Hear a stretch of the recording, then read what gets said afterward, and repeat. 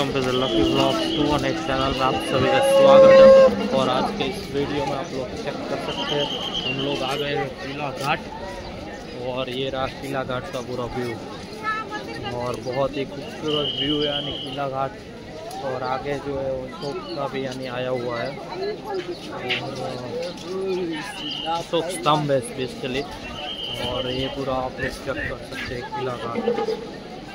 महाकुंभ नगरी प्रयागराज आज के दिन उत्तराखंड का बहुत ही बड़ा सा स्टेट का दिन बोला जाए, मकर संक्रांति और महाकुंभ 2025।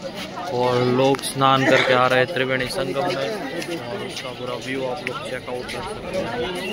बहुत ही ज़्यादा लोग और अद्भुत एक्सपीरियंस, दिव्य भव्य महाकुंभ 2025 और ये पूरा किले का view. Thank you very much for watching this video. Her her Mahadev.